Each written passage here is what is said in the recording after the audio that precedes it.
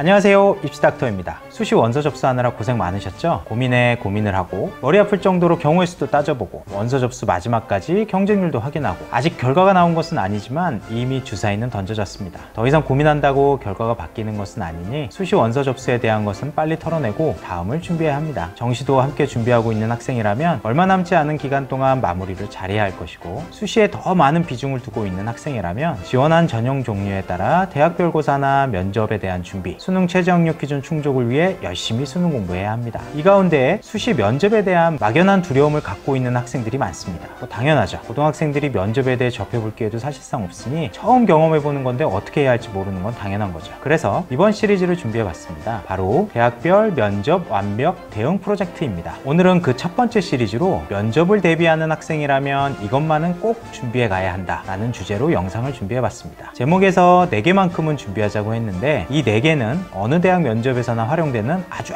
기본적인 준비사항입니다. 면접장에서 꼭 사용될 수 있는 요소들인 만큼 준비 잘해서 면접장에 들어가시기 바랍니다. 우선 첫 번째, 무조건 나오는 질문을 준비하자입니다. 당연히 학교 및 학과의 지원 동기입니다. 여기에 추가 꼬리 질문으로 진학 후 수업 계획, 졸업 후 진로에 대한 질문이 나올 수도 있죠. 이 질문에 효과적으로 대답하기 위해서는 지망하는 학교의 이념 또는 인재상을 잘 파악하고 있어야 하며 지원 학과의 특성에 대해서 잘 알고 있어야 합니다. 추가적으로 내가 어떤 비교과 활동을 해 놓았는지 꼼꼼히 체크하여 관련시켜서 답변해야 합니다. 다음으로 꼭 나오는 질문은 지원 전공과 연계된 생기분야의 활동 관련 질문입니다. 전공적 합성과 발전 가능성을 체크하는 요소로 주로 활용되는 질문입니다. 수상 경력이나 독서, 동아리 활동, 세특에서 전공과 관련된 활동을 진행한 것이 있다면 그와 관련해서 질문이 들어가는 것이죠. 예를 들어 전자공학과에 지원한 학생에게 동아리 활동에서 진행한 전자실험에 대해서 질문을 하고 그 실험을 통해 어떤 것을 배웠는지, 그 개념을 정확하게 알고 있는지를 물어볼 수 있습니다. 법학과에 지원한 학생에게 정의란 무엇인가 책을 읽었다고 하는데 그 안에 열차의 딜레마라는 부분에서 지원자는 어떻게 생각하는지, 이러한 특정 내용을 물어볼 수도 있고요. 지원한 전공과 관련된 생기부 활동은 한정되어 있습니다. 그 활동들에 대해서 다시 한번 정리해보고 어떤 결과를 얻었는지, 교과내 어떤 이론이 활용되었는지 등을 미리 정리하여 면접에 대비할 필요가 있겠습니다. 그 밖에 정치, 경제, 사회 분야에서 널리 알려진 쟁점에 대한 생각을 물어본다거나 특정 상황에서의 판단이나 가치관을 확인하는 질문이 나올 수도 있습니다. 다만 이러한 부분은 준비해야 할 범위가 무한대에 가깝게 광범위하죠. 준비한다고 할 수 있는 것이 아닙니다. 고로 우선 위에 언급한 대학 및 학과 지원 동기, 전공과 관련된 생기분의 활동만이라도 확실하게 준비하여 이러한 부분에서라도 보통 이상의 평가를 받을 수 있도록 꼼꼼하게 준비해 놔야 하겠습니다. 두 번째, 꼬리 질문에 대한 대비를 준비하자입니다. 앞서 잠깐 언급했는데 면접이라는 것이 정형화되어 있지 않은 대화 형태로 진행되고 있다 보니 내가 답변한 내용에 대해 추가 질문이 당연히 나올 수 있습니다. 신소재공학과에 지원한 학생이 있습니다. 이 학생이 동아리에서 광섬유를 연구 발표해봤다 라는 답변을 했을 때, 그럼 교수님께서 광섬유의 장점은 무엇일까요? 라는 추가 질문이 나올 수 있습니다. 장점에 대해 설명하고 나면 그럼 단점은 무엇일까요? 라는 또 추가 질문이 나올 수 있고요. 여기에 얼마나 심도 있게 지식을 쌓았는지를 확인하기 위해 광섬유 제작 방식을 알고 있나요? 또는 광섬유에 새로운 기술이 추가된 것이 나왔는데 알고 있나요? 와 같은 이어지는 질문이 당연하게도 나올 수 있는 것이죠. 단순히 내가 한 활동에 대해 정리하는 것에서 그치지 말고 거기서 파생될 수 있는 질문까지도 염두하여 생활기록부를 꼼꼼히 살펴봐야 한답니다. 내가 한 활동이 너무 많다, 이걸 모두 다 어떻게 준비하냐 라고 고민하고 있는 학생도 있을 텐데요. 이럴 때는 면접의 방향을 내가 원하는 대로 이끌어 나가도록 유도하는 방법도 있습니다.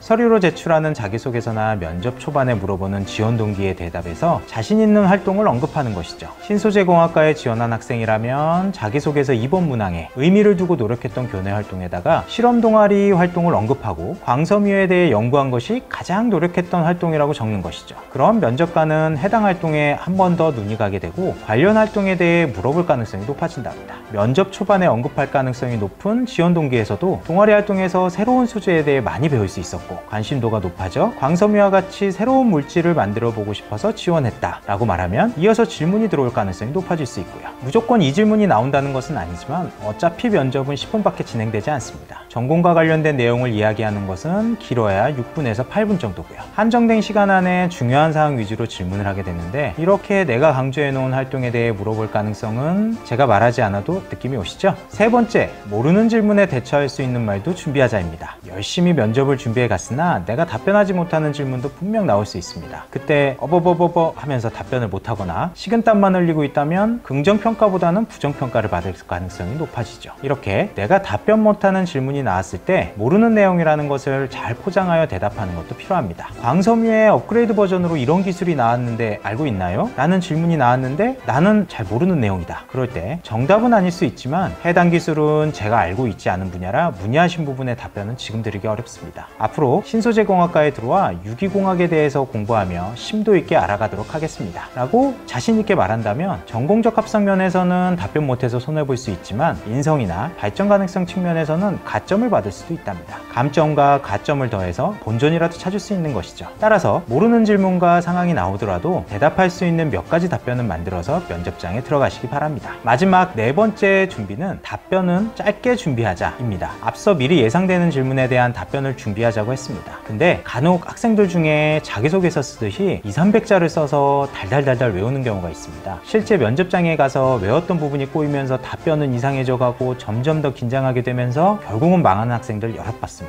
답변은 요점만 정리해서 포인트 부분만 외워가는 것이 필요합니다. 유창하게 말하는 것도 좋긴 하나 그때그때 상황에 맞게 답변이 변하는 것도 필요하므로 키워드 위주로 답변을 정리하여 대화하듯이 자연스럽게 이야기하는 것이 더 좋을 수 있답니다. 지금까지 면접에서 꼭 준비해야 하는 4가지에 대해서 이야기해봤습니다. 간단한 내용들이지만 결론은 내가 가지고 있는 자료에 내가 활동한 내용을 충실하게 파악하고 면접장에서 긴장하지 말자입니다. 앞서 언급한 내용들만 준비해서 면접장에 간다면 최소한 중간 이상을 할 수 있다고 자신합니다. 물론 중간 이상만 해서는 안 되겠죠. 하지만 중간은 해놔야 더 위를 노리기 위한 준비를 할 수 있겠죠. 이번 영상을 통해 면접에 대한 기초 준비를 맞춰놓고 지원한 대학에 맞는 맞춤 면접 준비를 더해 최상의 면접 결과를 얻어보시기 바랍니다. 이번 영상 다음이 그런 각 대학별 면접 분석 내용이니 면접을 대비해야 하는 학생이라면 구독을 통해 앞으로 나올 영상도 놓치지 말고 시청해 보시기 바랍니다. 이 영상 끝까지 시청해 주신 분들 모두 원하시는 대학에 합격하길 기원한다는 말을 전하며 이번 영상 마무리하도록 하겠습니다. 감사합니다.